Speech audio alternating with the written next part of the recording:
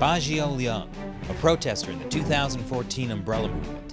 He was elected to office, but disqualified and thrown in jail for challenging the system.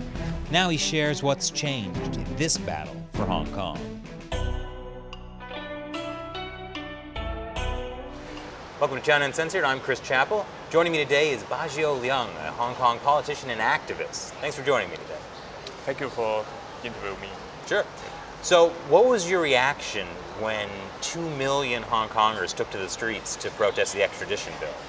It's just a quite touching moment to me.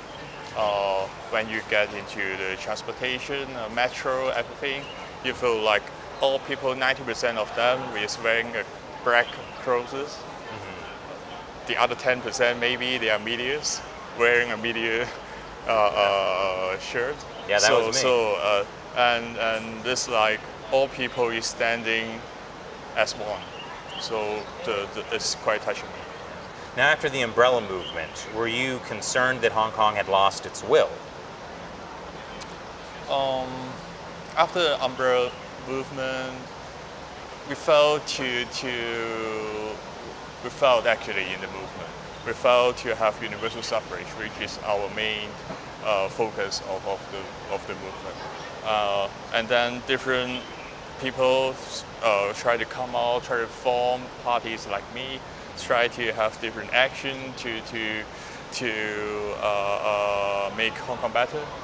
However, most of us fell again.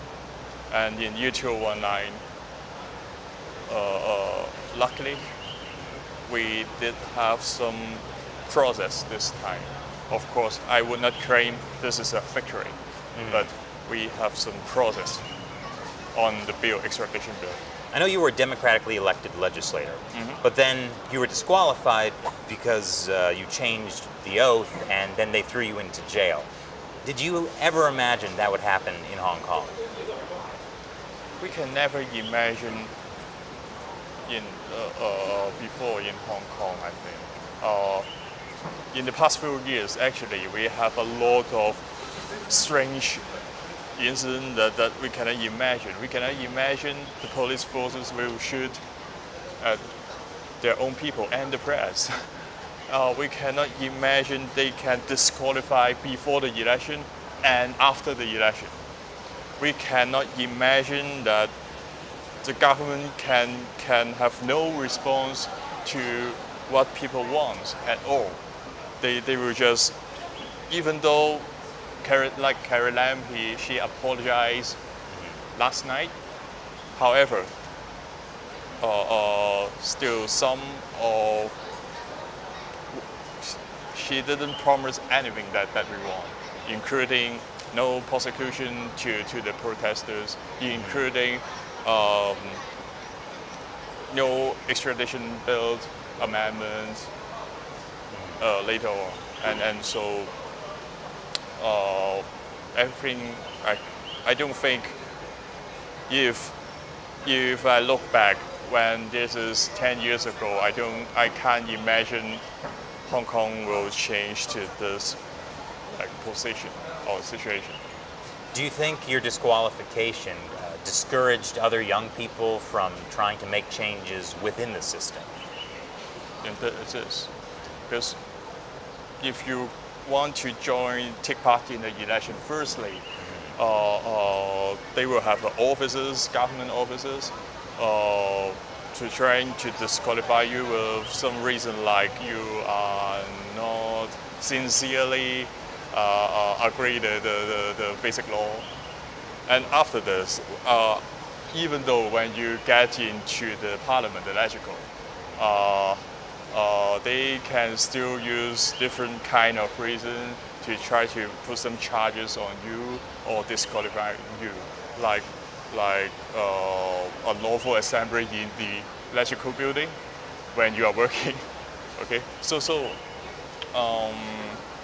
actually, government is putting a strong message on especially to the youngsters, is that we cannot change much within the system.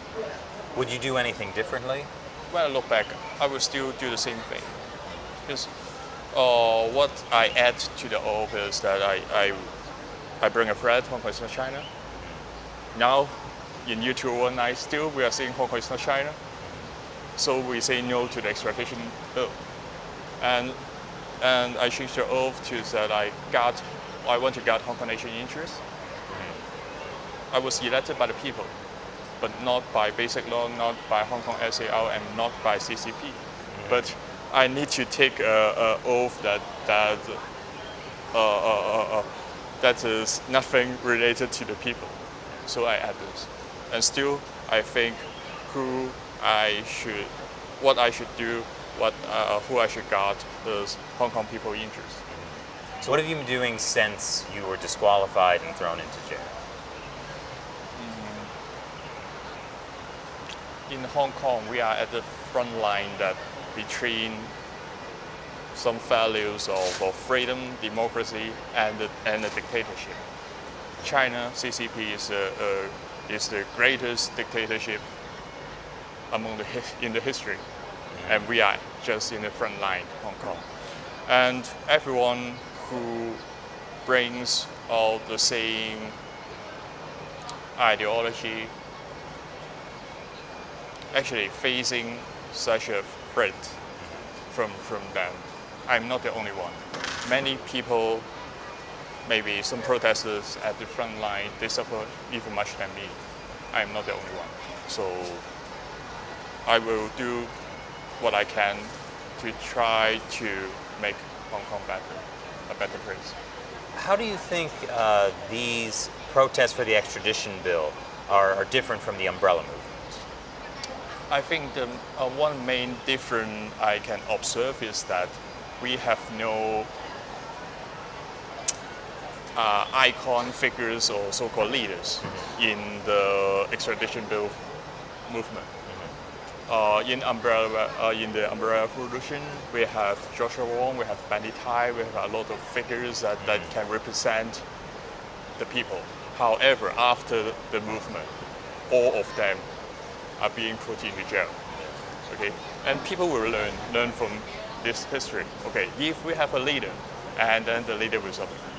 So that this time let's make this no leader, and somehow it works. We form small circles, we join small circles by ourselves, and decide what to do, when to do on the internet and through different Telegram channel, Telegram groups, and somehow this new model somehow it works out, and the government seems like they just cannot respond to this. And well, speaking of that, what do you think Carrie Lam should do over the extradition bill? She should promise two things. Firstly, to make a promise that there will have no prosecution on the protesters.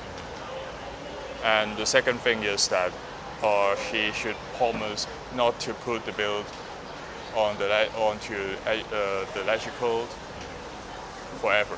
Yeah. I think Hong Kongers and people around the world shows what we show our views already. We don't need this bill, and we have different solutions to solve so-called the problem, the bugs of the system. And please just consider those options, those solutions, but not to amend the extradition bill and put people into dangers. Well, if she doesn't do that, what do you think the Hong Kong people will do?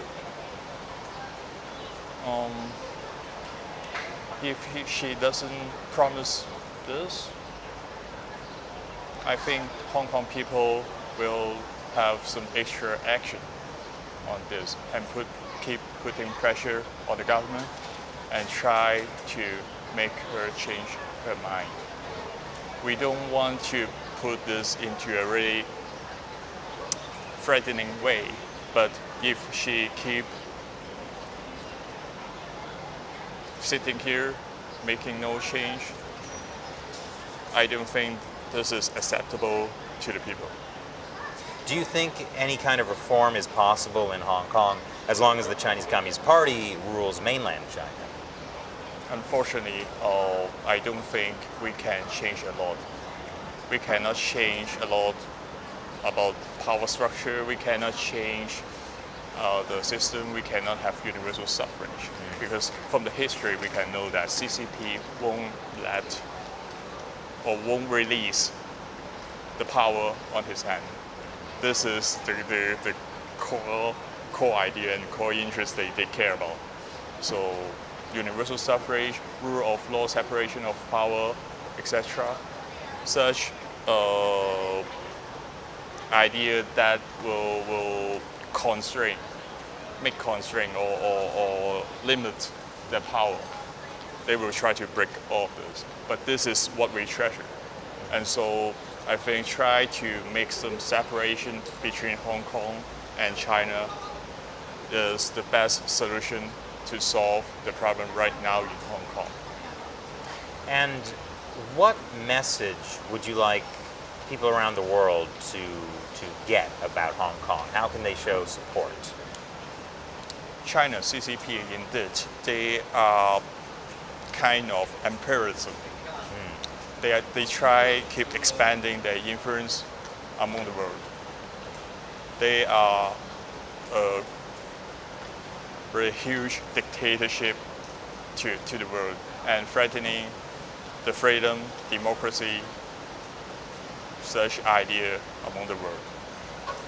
Hong Kong, we just unfortunately staying the front line between these core values and a great dictatorship. So please support this front line. We will fight till the end, but please support us. Please stand with us. Well, that was wonderful speaking to you. Thank you so much for joining me today. Thank you so much. And good luck out there.